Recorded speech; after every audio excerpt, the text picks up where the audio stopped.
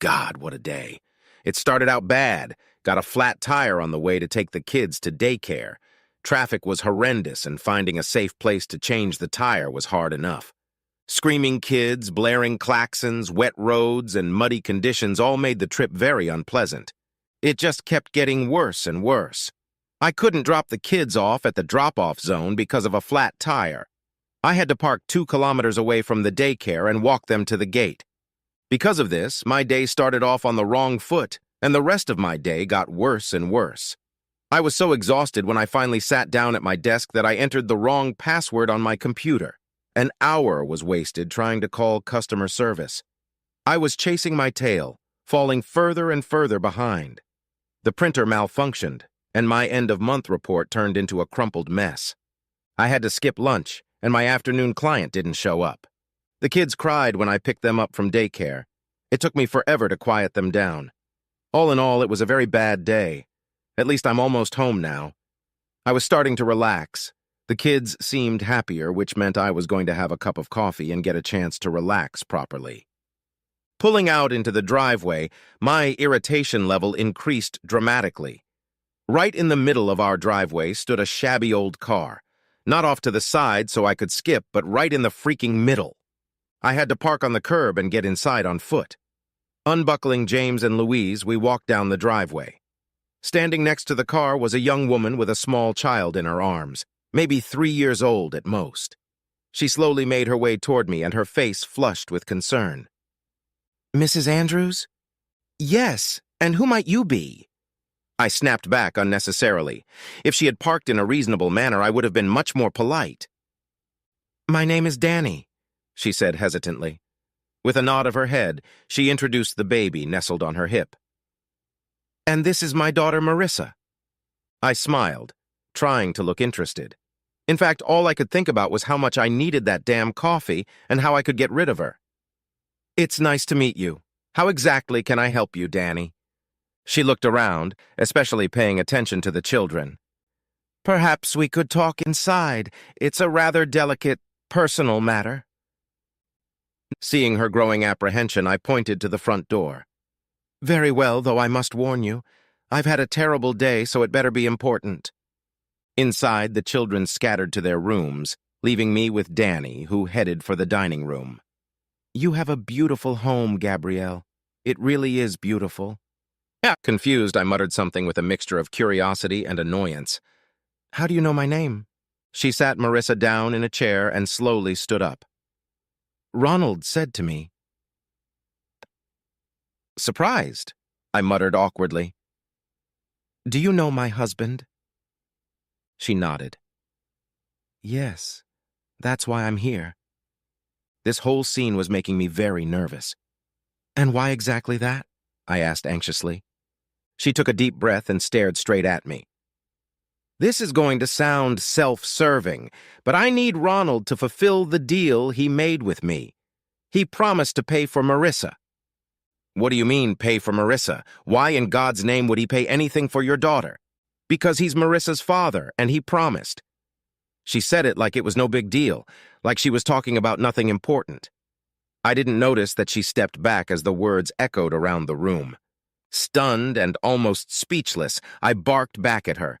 "I apologize. How dare you come in here and make such inflammatory statements? I'm sorry, Gabrielle. I didn't want to come here today, but I had no choice. Ronald made me a promise, and he broke it. He refuses to return my phone calls or text messages. I tried to contact him at work, but they just brushed me off. All I want is what he promised. Look, Danny, I don't know what game you're playing, but this isn't funny." The kettle boiling distracted me for a moment. "Is this some kind of silly prank?" "No, Ronnie, it's Marissa's father. He promised me that if I didn't say anything or name him as the father on the birth certificate, he would pay me a weekly allowance. For the past 2.5 years, he has honored that commitment, but 2 months ago he stopped paying and is now hiding from me." "You expect me to believe that?" "My husband." "Ronnie, is that your daughter's father?" She nodded slowly. "I'm sorry, Gabrielle, but yes, it is. I didn't want to come here today or cause trouble. I couldn't think of anything else to do." It was one of those moments where thoughts whirled through my head and nothing made sense. Why in God's name should I believe you? She reached into her purse and pulled out an envelope. Maybe this will help you believe. I poured us both a cup of coffee. What kind of coffee do you want? Milk and 2 sugars, please. I sat down next to her at the table and pulled a couple of documents out of a thick envelope. I gasped in shock. My hand trembled, and there was no way I could stop it. A DNA report was staring at me, stating in black and white that Ronald Andrews had a 99 9/10% probability of being Marissa Featherstone's father. Oh my God, that couldn't be. I could feel the life leaving me. She wrinkled her nose. I'm sorry to have to do it this way. If he had kept his promise, I would never have betrayed his trust. When was the last time you saw him? I asked through clenched teeth. If you're asking when we last had sex, the answer is 3 months ago. I took a big gulp of coffee, trying to hide my anxiety. How long have you been having an affair with my husband? 4 years. God, what do you hope to accomplish by coming here today?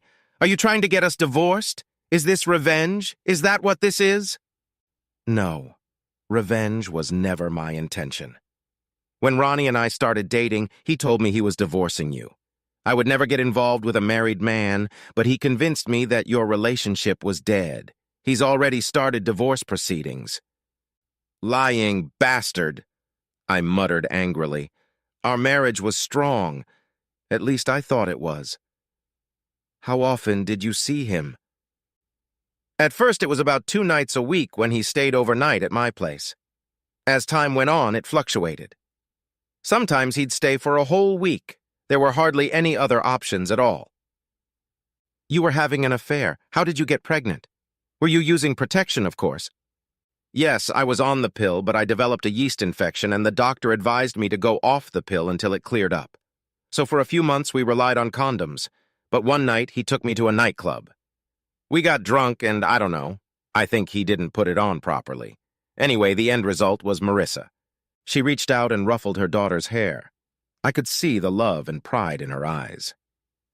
Okay, Danny, let's assume I believe everything you said. What was the purpose of your visit?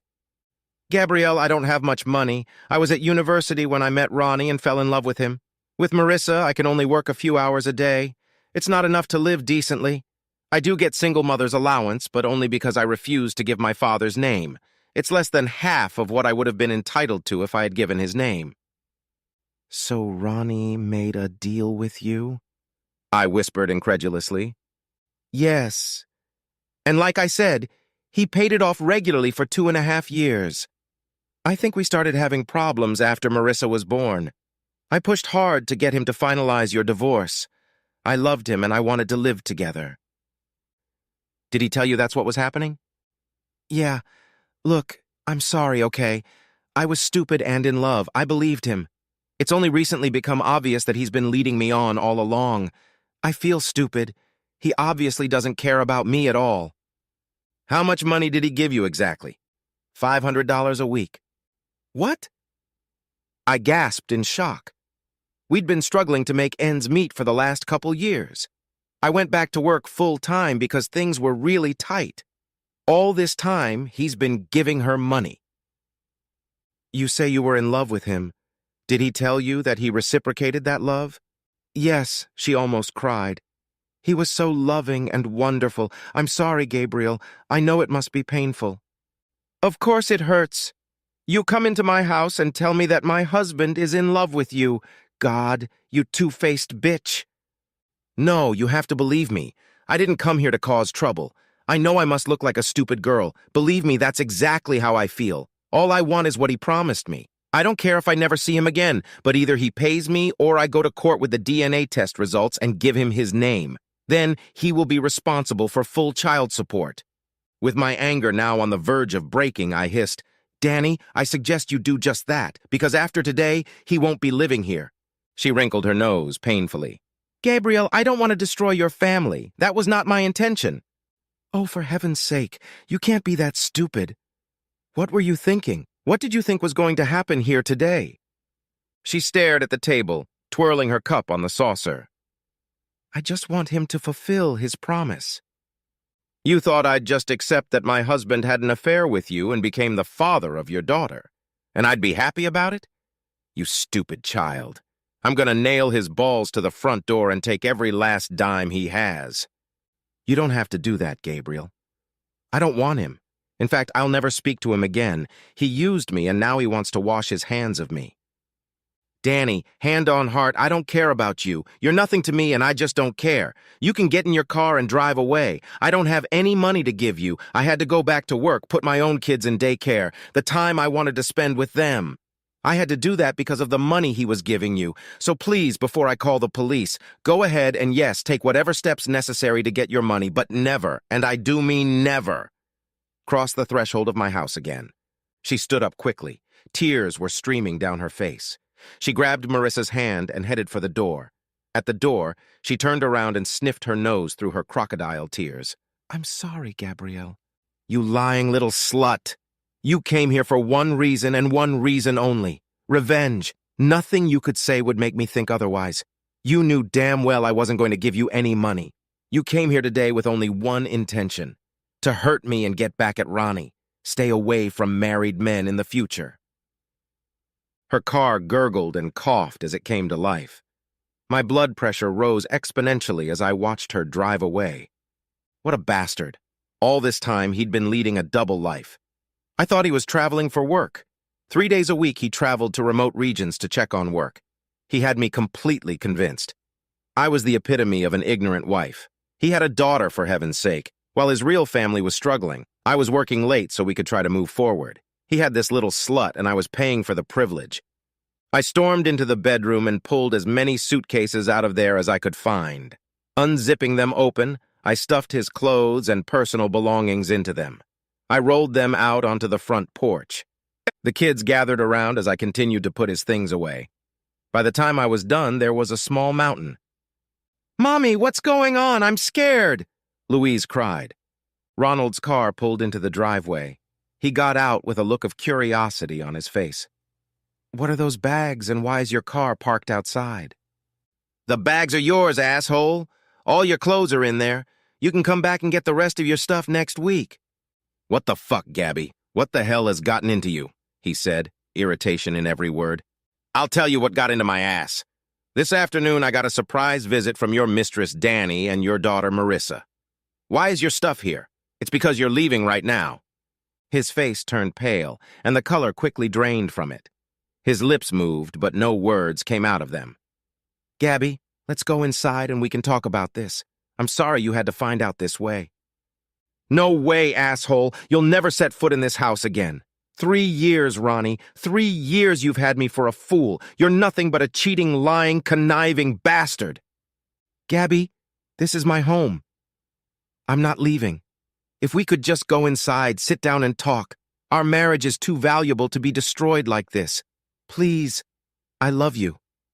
Oh yeah, you loved me so much. You told that dirty little whore we were getting a divorce. Our marriage was over. You told her you loved her, not me. You let me go back to work so you could pay your slutty mistress $500 a week. Fuck you, Ronnie. Don't do it, Gabby. We can work this out. I know it looks bad, but please, give me a chance to explain. You knew how much I wanted to spend those early years with our children. I never wanted to go back to work. I wanted to be here at home, making lifelong connections. You screwed me because of Ronnie. Come on, Gabby, let's go inside and talk. Give me a chance. No way! You told her you're divorcing me and you don't love me. No, fuck you, Ronnie. If you leave now and maybe, just maybe, we can talk again in a few days. But not now. He paced the walkway like a man possessed. Pulling out his cell phone, he made a quick call to someone. Then, as I went inside and locked the door, he started loading his stuff into the back of his truck. When he finished, he tried to open the door but found it locked. He tried to insert his key only to find that I had inserted mine from the inside. Go away, Ronnie. God damn it, don't be childish. You're making a scene. The damn neighbors are staring at me. It's not fair. No, asshole. What's not fair is you making your family suffer every week because you give our money away. Jesus, Gabby. If I didn't, she'd sue and I'd have to pay full alimony. And You're gonna have to do it now anyway, you fucking idiot. You're gonna pay me too. Gabby, don't make any rash decisions. I know you're angry, but we can end this. Goodbye, Ronnie. I turned and walked into the living room to collapse into a chair. Only then did it hit me. All the emotions flooded out of me. I couldn't hold them back anymore. Memories were seeping into my brain, so many good ones, even just recently when we were struggling to pay the bills. He put his arm around me and comforted me, saying, "We can get through these difficulties. We can do this." What a sneaky, lying bastard. Ha, that got me thinking about all the good memories. Were they lies too? How many others were there? Was Danny just the most recent one? Louise jumped into my lap, sobbing hysterically. She didn't understand. James stood beside me, his hand stroking my leg. "It's going to be okay, Mommy. Why can't Daddy come in?" I hugged him. "Daddy and I had a fight, honey. Don't worry, it's not your fault." I called my mom. I needed to hear a friendly voice. She realized something was wrong, and as we chatted, it all spilled out of me. 15 minutes later, she was already walking through the front door. She enveloped me in her warm, motherly embrace, and the river of tears came rushing out again. She made us both a cup of tea laced with whiskey. We sat and talked. As mothers do, she comforted me, and we talked about the future. Gabby's life as a single mom is not going to be easy. You know that. The tuition alone will make it impossible. I know, Mom. Tomorrow I'll sue and see what help I can get. I'm going to need a lawyer. I wonder if I'll qualify for legal aid. Honey, you're making the wrong choice. I'm not defending that slippery bastard, but you need to think about the kids. It's not just you, love. Mom, I'm not letting him back in. I haven't thought about anything else since I found out. You're talking about the kids, and you can believe me. I've also considered their interests in this matter.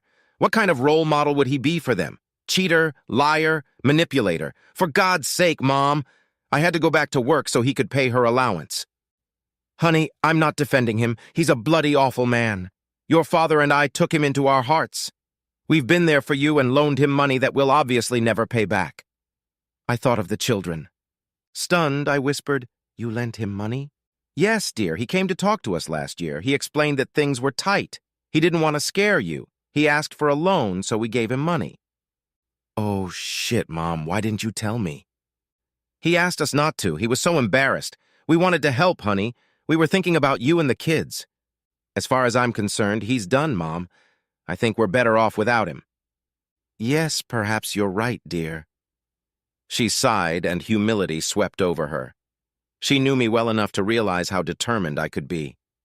He was so convincing when he came to borrow money. He was crying, and it was obvious he was having such a hard time. No man wants to borrow money from his wife's parents. He talked us into it. My night was sleepless, but in the morning I woke up with a plan. And what's more, I felt strong. My mom agreed to keep the kids and watch them for the next few days. I had a lot of things to do. The first call was to Work and Income New Zealand. I had to wait 20 minutes, but when I explained to them what the call was about, they quickly provided me with an account manager. Luckily, she was a woman, and when we discussed the case and circumstances, she was very understanding. She found out what benefits I would be eligible for and suggested I go to the office where she would help me fill out the paperwork. It was like taking a huge load off. They were amazing. They downloaded the paperwork to file for a dissolution of marriage. My supervisor was amazing and so experienced. She told me to split our finances now. Their payment was to show up in the bank the next day as an unscheduled payment. From then on, it would be every 2 weeks. Part of the process was to give Ronnie full information. She looked at me strangely. "Gabrielle, there was another woman here yesterday who filed a lawsuit against the same person." "Don't tell me it's Danny Andrews?" She nodded. "Is this the woman you mentioned?" "Yes, the one and only." I could see the disgust on her face. She wasn't happy. By the time I left the office, I was armed with everything I needed. The next step was to talk to Ronnie. If he agreed, we could just finish filling out the paperwork and everything would go smoothly. If he contested it, we would have to go to family court. I wasn't worried about that. Betrayal may not be illegal in New Zealand, but it made him look very unfavorable. He seemed quite happy when I called him. "Gabby, thank God you called." "Ronnie, come home after work. We need to talk." Should I bring my suitcases? Only if they're empty so you can fill them. Shit. Don't be a fucking idiot. We need to talk. We need time together so we can work through this. I know what I did was stupid, but come on, Gabby. We have a great marriage. No, we don't. After finding out what kind of person you really are. You stole money from my parents, for God's sake. What kind of person are you? I didn't do anything like that. They were kind enough to lend us some money. There was no us in that, Ronnie. It was all you. You didn't pay them back a dime. I doubt you ever planned it. Now I doubt everything about you. Just be there at 6. When he came in, I was sitting at the table. All the relevant documents were spread out in front of me. The moment he saw them, his smile disappeared and he just stared at me. Really? Just like that? Yeah, just like that. Don't do it, Gabby. I screwed up. I know that, but we could get past it. We could try counseling. What? Are you kidding me? Like I want to sit in the same room with you. No way in hell, Ronnie. If we agree on a separation order, we can save a lot of money. If you fight it, we'll have to go to family court, and all that'll do is eat up money, believe me. You don't want that. He started going through the papers. He looked at me intently. Every 2 weekends, that's all I get? If you come my way, then maybe we can come to an agreement. Screw you. I'll get joint custody. Yeah, and how are you going to do that? You're going to need at least a 2-bedroom house. You'd need to be able to drive the kids to and from daycare, and you'd have to pay for it. I'll get your mom to watch them too. I laughed. Like hell you would. If you take one step near her now, she'll bloody kill you.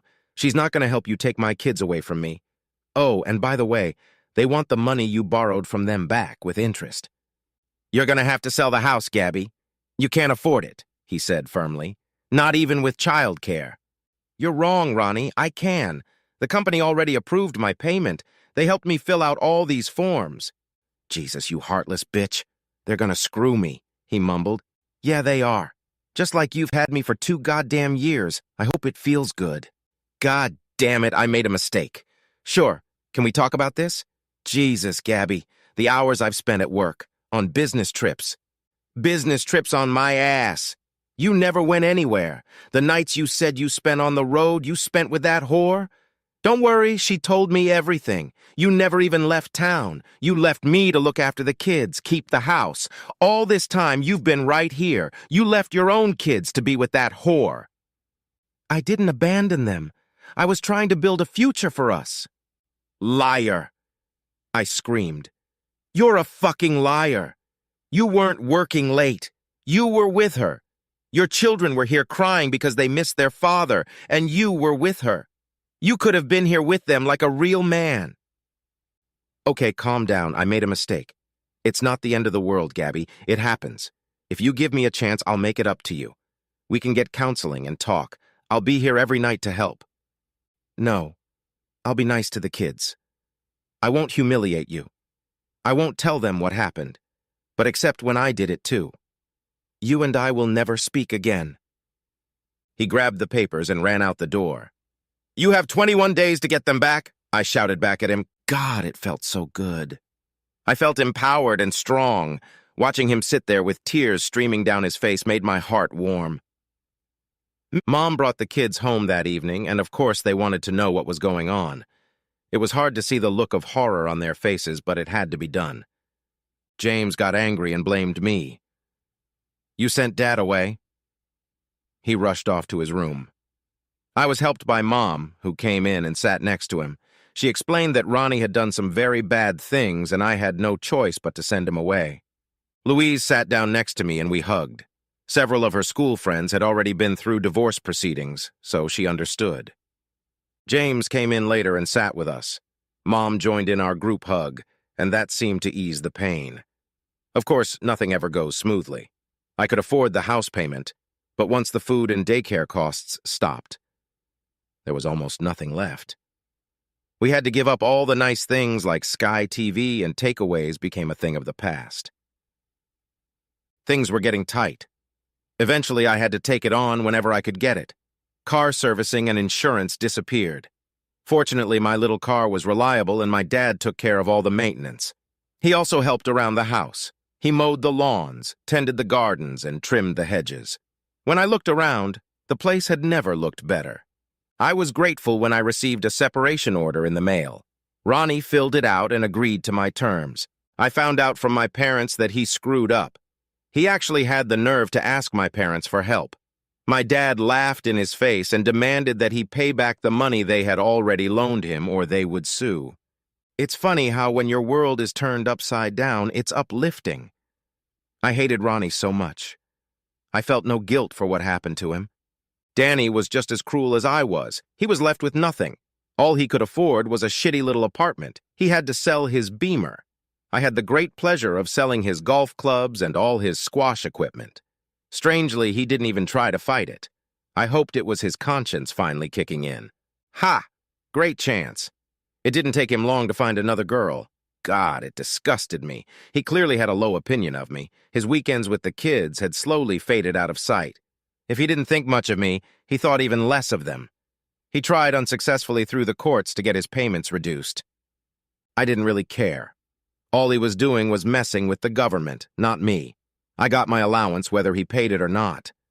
However, I laughed when the whore sued him for paying child support to Danny's daughter, Marissa. He was so successful in hiding the payments to her that he couldn't prove he made them.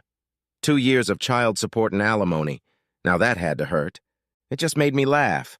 It took me another year to trust men again. I finally found a nice guy, and we became close enough to date. It was nice to have a man back in my life, someone I could hold in my arms, someone to share intimate thoughts and moments with. Sex, oh God, it felt so good. Ronnie, I suppose, was a reasonable lover. When I look back on our sex life, I can see that he tried very hard, but with my new experience, I learned that he was very selfish. My new man, Price, was such a wonderful lover. He was everything Ronnie would never be. Price sensationalized the kids. He idolized them as if they were his own. He never shirked his parental responsibilities. When Ronnie disappeared from our lives, Price stepped up. When he asked me to marry him, I was over the moon, and I wasn't the only one. The kids were thrilled. They loved having him around. We finally had the man we deserved, and Ronnie, well, he got what he deserved too. So many things came to light once the court started investigating him. Danny wasn't the only woman he had an affair with. Add to that the fact that his new girlfriend was also pregnant, and he was stuck with another family trying to find funds. He lived in fear because the other woman he was having an affair with was married, and her husband was looking for him. When he knocked on my door, I happily gave him all the information I had about Ronnie's whereabouts. I live in hope that he will finally catch him. I remember how funny he looked at me when I asked if he could send me pictures when he caught him. Ronnie, if only his brain was as big as his ass.